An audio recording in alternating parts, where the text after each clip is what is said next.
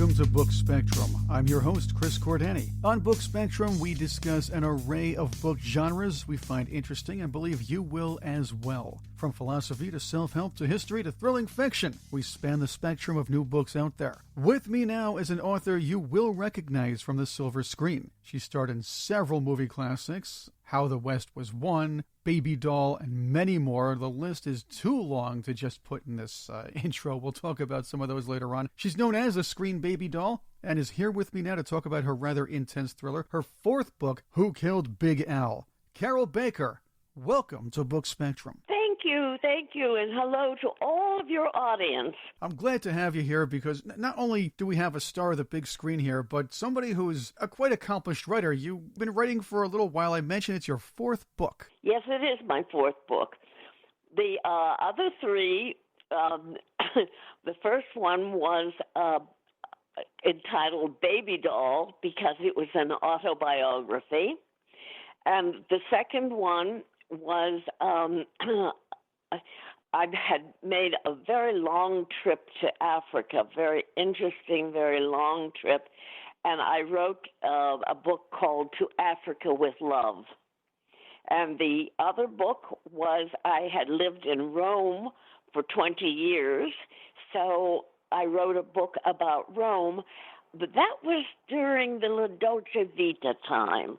So I made it a novel.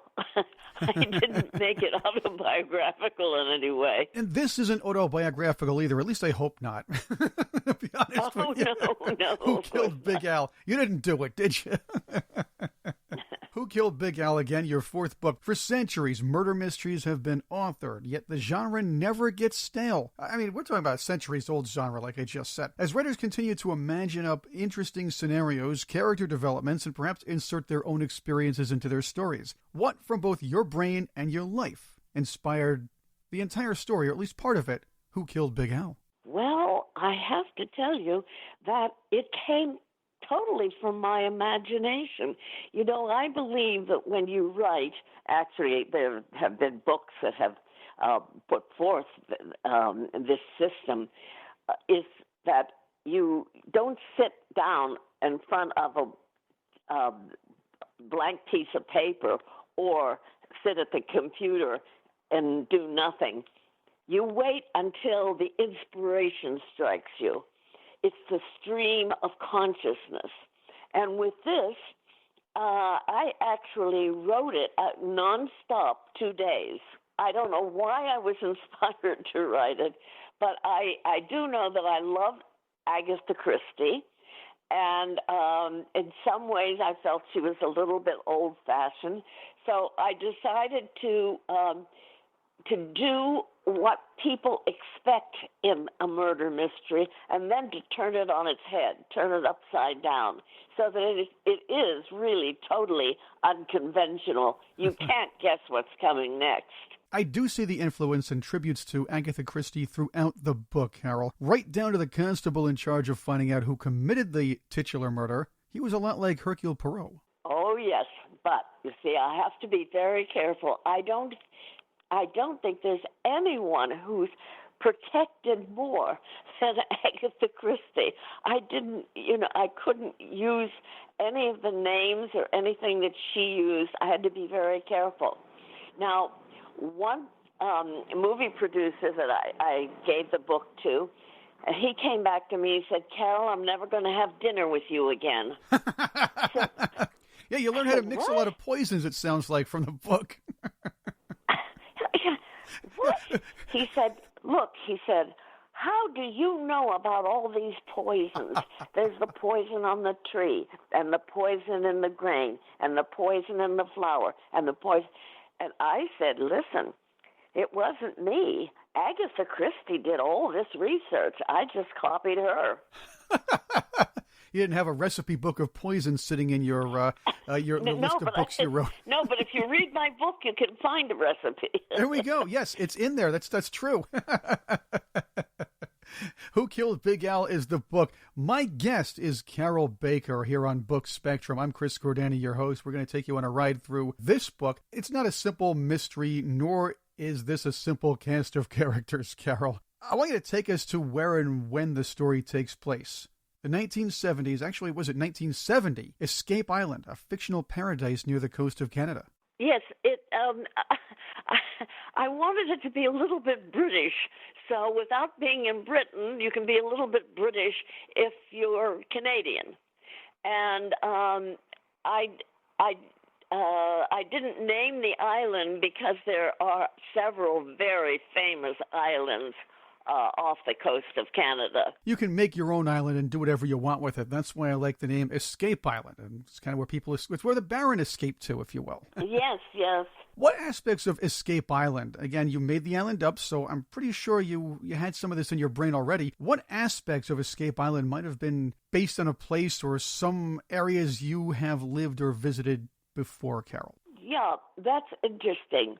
That's a very good question, and it's interesting because I learned something long ago, and I used it as one of the important plots within the story, and that is that the island the island has no more money. And they have a scheme that they're going to sell off small portions of the island for people to have their own little cabin, their own little vacation place. And when the first time that I was in Round Hill in Jamaica, I learned that the British actors who wanted to go on vacation got together and they all put in a certain sum of money, but the cabin was theirs, but they could also rent it when they didn't use it. And that was the pattern that I used, that the Baron was going to make some money the way he was going to make some money, and maybe get some interesting people involved. Yeah, he might even allow some of these guys to put together timeshares. That could be scary in and of itself, too, but that's a different story for a different day. I don't know. I've never done a timeshare. I don't want to give away the plot on Book Spectrum here. Our listeners are going to have to read Who Killed Big Al, but let's take a look at some of the characters they'll find between the pages. Chapter 1, we meet the Baron and his lady. Baron, like you said, he wants to sell parts of Escape Island to potential investors. And we meet some of the domestic help in Chapter 2, and then we meet the guests. Yes, we meet the guests.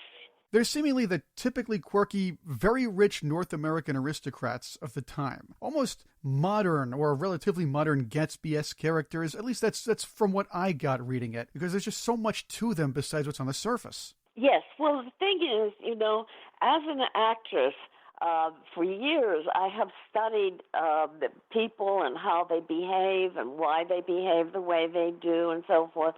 Also, I've been very interested all my life in anthropology.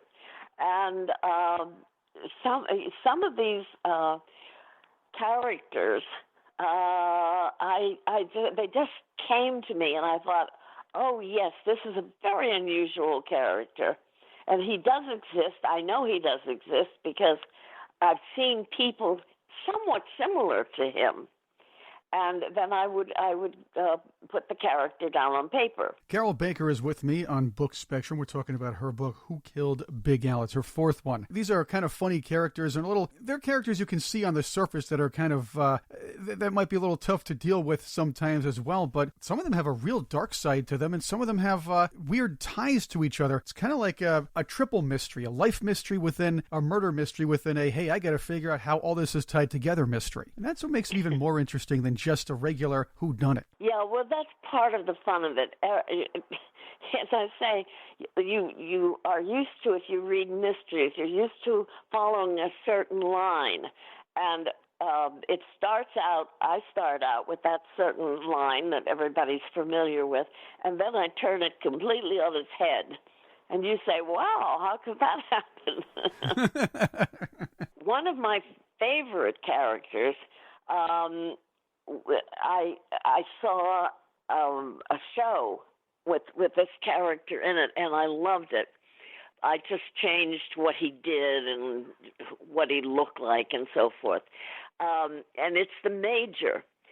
The Major is totally broke, and his wife Lorraine is a very suffering lady. Now he manages to get the invitation because he's that's what he does in life. He finds places where he can scrounge around and make some money, do something. So they get invited, and she is so nervous because she says, we don't fit in with this crowd. We haven't got the money to buy anything here. What are we doing? He said, don't worry, darling, don't worry. I have everything worked out.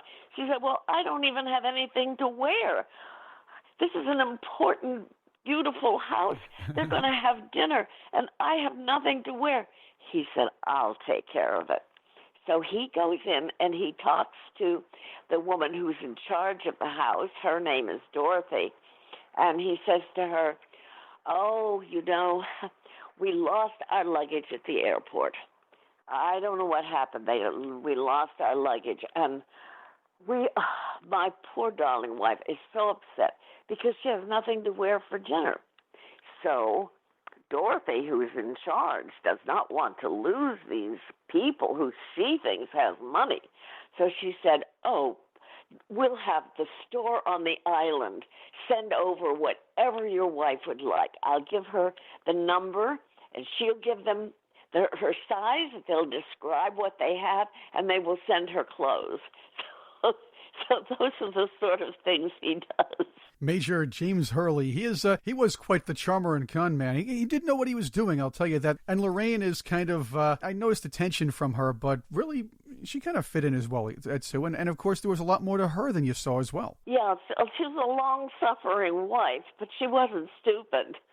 Not at all. Now, let's go to the titular character. In the beginning, you really make this guy unlikable. And I mean really unlikable. He's like, he's what kids today would call a pig, all right? Yes. Now, I will say I appreciate a guy in a nice suit, a guy who knows how to dress, and that's what Al was too. So as awful as Big Al was, okay? How did you go about the challenge of taking this character you created? I mean, really, if you read the book, listeners out there, you're going to read the book, you're going to find this guy is somebody. Why the heck would I even want this guy here? Aside from the money end, of course. You created this guy. How did you make the readers care about who killed him and why? Yes, there's a hint here and a hint there and a hint somewhere else that everybody really would like to kill him because he's so obnoxious. Right. But you made him likable. You made me as a reader want to care about who killed this guy. And obviously the reasons they stem from the other characters as well. But yes, this guy was terrible, unlikable, an awful human being. Somebody I would not even want to be near at this thing. I might have had a motive or two on this guy. But the fact is you made me curious and made me feel bad for the guy a little bit too here.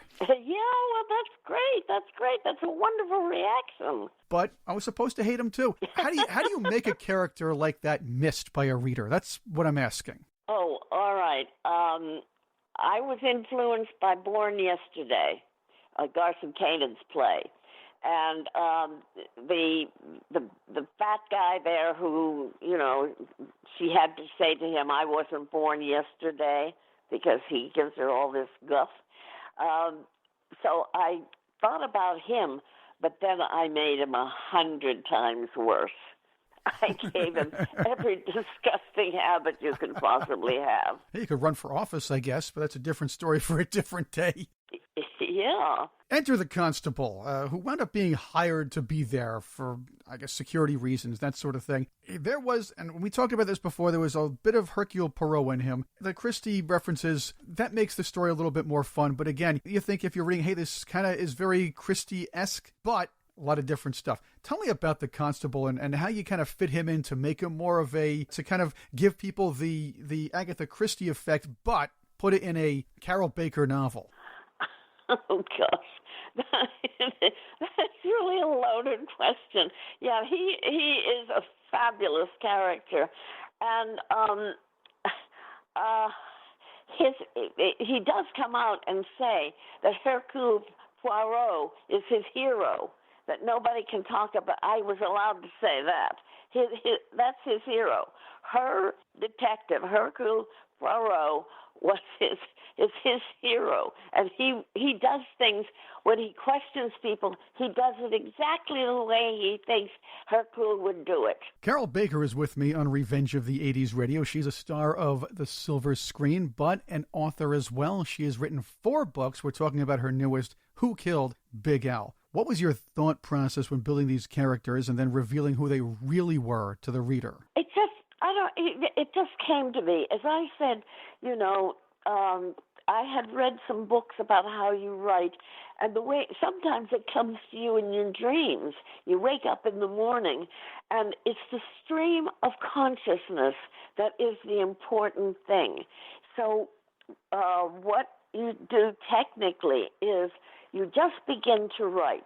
You don't let that flow stop for any reason. You don't think about the spelling. You don't think about the punctuation. You don't think about what sentence should go before the other sentence. That's the tough work. That's what you do when you've got the storyline down. And that's technical. Anybody can do that. You can go through and find out, what words are spelled wrong, or if it's the phrasing is not correct or something like that. That can always be done, and you can get somebody to help. There are wonderful people who can help you with that too. But again, like writing any kind of a television program, you can have a lot of fun with the characters in the first few episodes and maybe the first season. You have to develop these people. You have to make people want to tune in, want to keep turning the pages if you're writing a book. And learning more about these characters. That's not easy in a whodunit, because the whodunit usually is based on the mystery. This is more character-driven, and that's what makes this a lot more fun to read. More of a roller coaster. You learn about the help, you learn about the big guys, from the Major to Jerome to the Baron to Dorothy. Oh, that's wonderful! My goodness, I should record you and have every time I go out to sell a book, I should put your recording on. You really got the essence of this book. I'm just so delighted. Well, you put this interview on your page. There we go. People. That's right. I'm curious, though. You've been in movies for a very long time, obviously. Might have there been any influence or perhaps shout-outs, references from your movies or styles of any of your former directors or co-stars within the pages of Who Killed Big Al? No, I don't think so. Now, when I wrote my first book, the autobiography, I was living in Great Britain at the time, and I had a beautiful garden. I lived in a very special place called Chalcott Gardens, and other famous people lived there, like Sting and Carroll Rice, the famous director. And I was strolling in my garden, because at the moment I didn't have any work. So I was strolling in my garden, and I started to think about Jimmy Dean.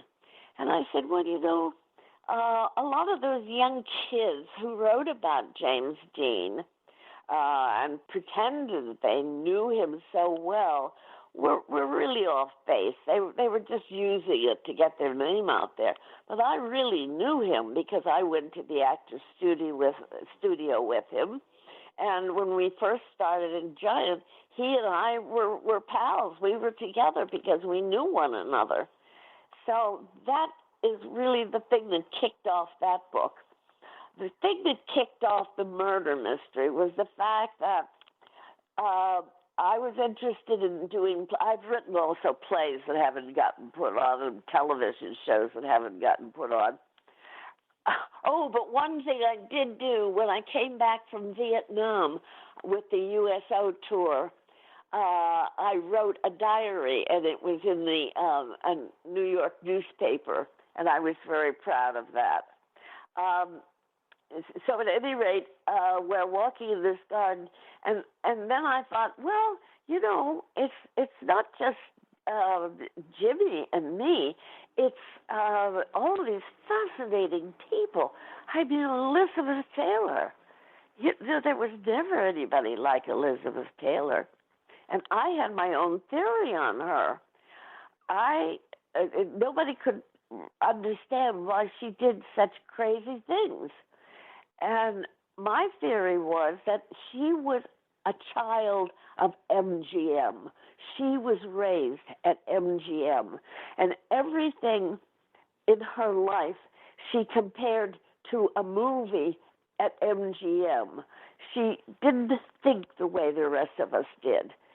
And it was true. That's why she was so extravagant, so extraordinary, and why we were just so fascinated by her. Carroll Baker is with me on Book Spectrum. I'm Chris Cordani, your host. We're talking about Who Killed Big Al, but, well, we got into your other life, where you were most well-known, Carroll, so let's give our audience a bit of that. As I said before, most of our listeners know you from your movies. What brought you into acting in the first place? I was a child of the Depression. And it took us a long time to recover. I think, like most families, we began to recover when there was a war economy. But I was unable to do the things possibly that I dreamed of doing. Like I would love to have been an anthropologist and traveled all over strange places in the world and discovered people. So in a way that has to do with acting, because what you're doing is you're digging into the core of somebody and trying to reproduce it as truthfully as you possibly can. So when I was graduated from high school, the boy that I was in love with, the first boy that I was ever in love with, he was going to college. My dearest girlfriend was going to college. All the other girls I knew were going to college. I was working in a war factory. And I thought to myself, well, I'm not gonna do this. I'm gonna get out of here. I'm going to go to New York, and there something is going to happen to me. Well, the only thing that I had some specialty in was dancing, because I had been going to dancing school. So after my factory job, I would go up in our attic, which the floor was destroyed anyway, didn't matter, and I would dance and dance and dance and practice, mainly tap dancing. So then my mother and father divorced, and my mother went to St. Petersburg, Florida, and I loved them both dearly. I didn't really want to choose. But my mother said, come to St. Petersburg, Florida. At least maybe you'll find something to do there, selling oranges or something better than being in a factory.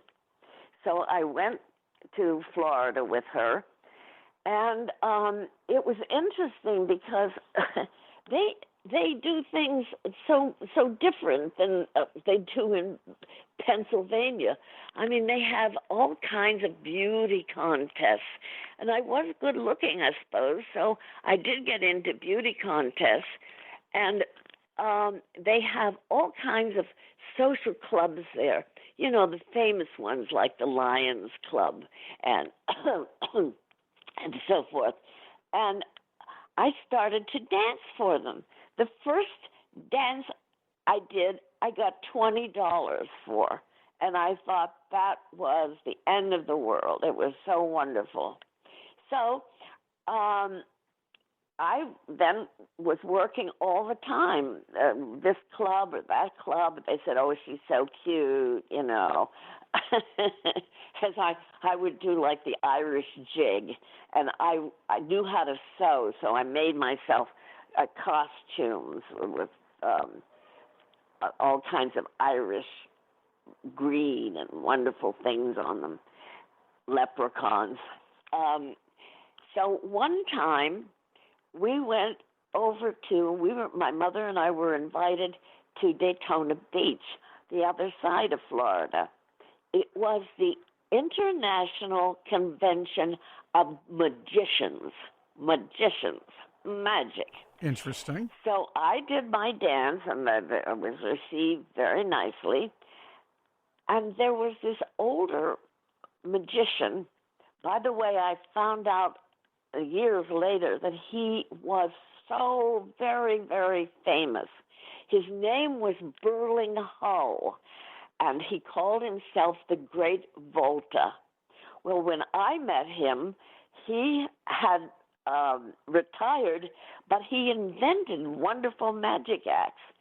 So he said to my mother, so I helped him with his act that night. I mean, I stood in a very pretty little pose and held the end of a turban or something like that. But he came and talked to my mother and said, I have a magic act for a woman, and I would like to teach Carroll that. I think she could do it very well. She has nice composure, and she's used to being in front of audiences. So I went, and I stayed with he and his wife, and I learned a bit about magic. And then he put me into one of the older hangovers from vaudeville called Kemp Time. Kemp Time had two kinds of shows. One was the variety show, which I was in, and the other was the country western. And the country western had some of the most remarkable people. They had Andy Griffith. They had Elvis Presley. This was before they became that famous, obviously. And in the variety show, the most famous lady who came out of it was Virginia Mayo. And how did she get chosen by Hollywood? She was doing Pansy the Horse Act. Now, if you know what Pansy the Horse Act is, it's two men in a horse suit. Yes. And then the girl who's the trainer, she has to be very pretty and wear nice short dresses and have a whip and go around the stage with him. But she became a movie star doing that. So that led to my learning so much about show business, and I went to New York. I finally got sick of being on tour. I went to New York, and I started to get, I went everywhere. I was very, very good about going into auditions and places and letting agents know who I was.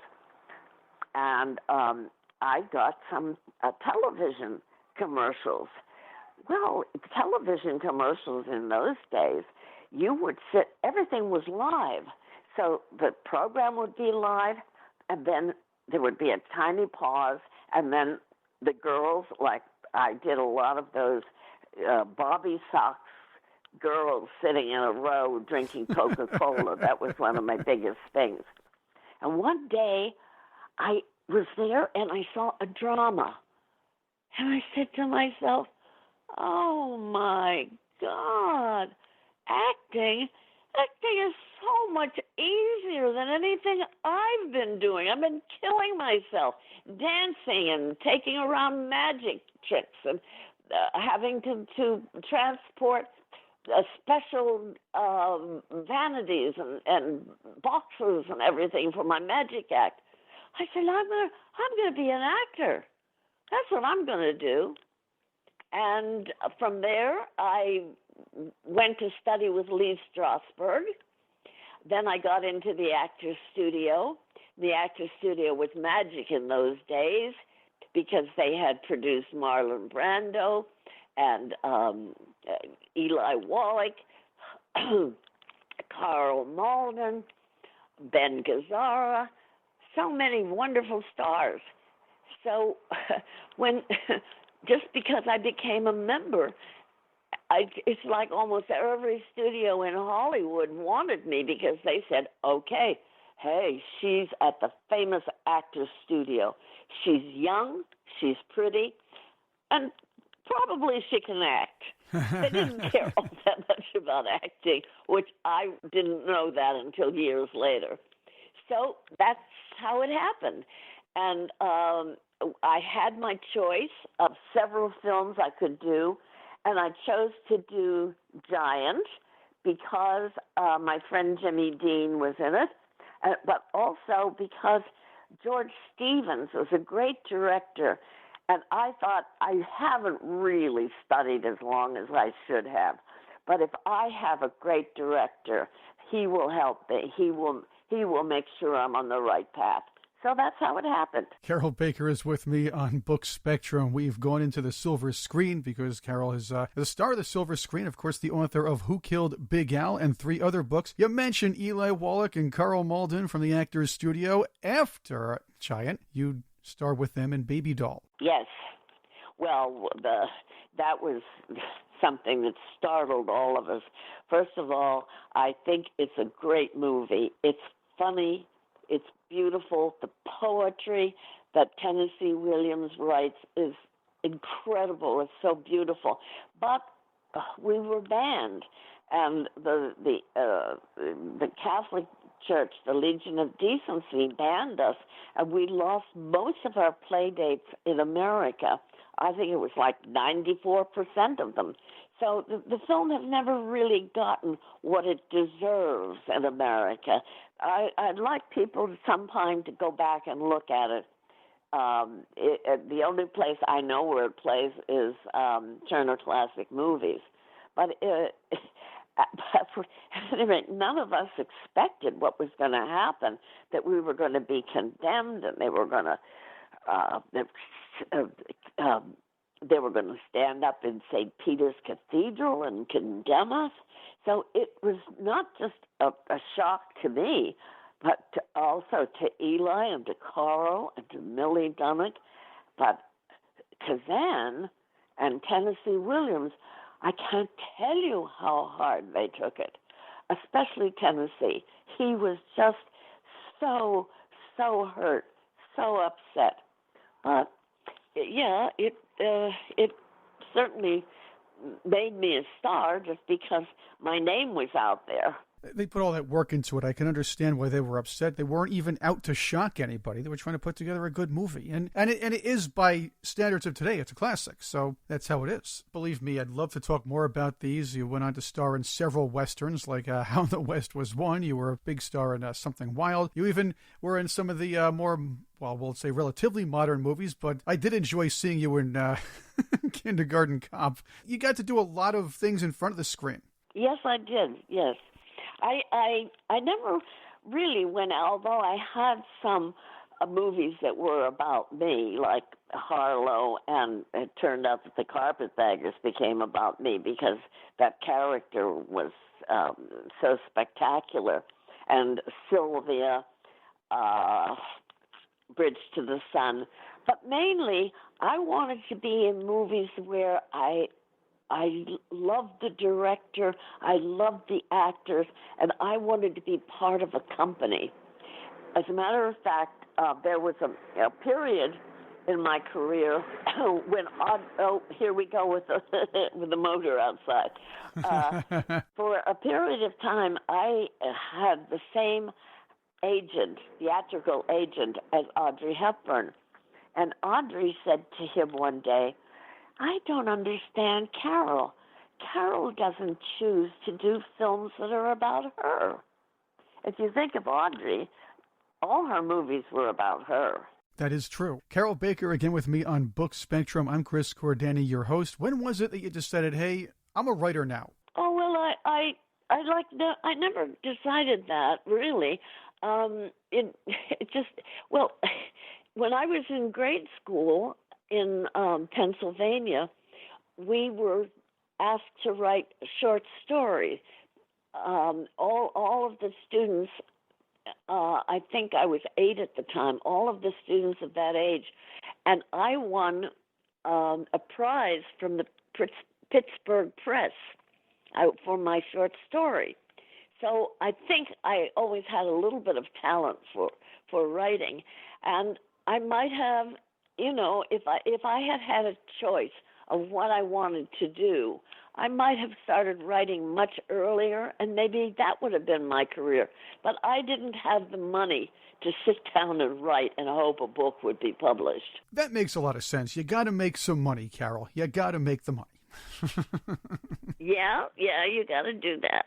But also, you know, I retired from from the screen, because I'm 88 years old, about to become 89. So I thought,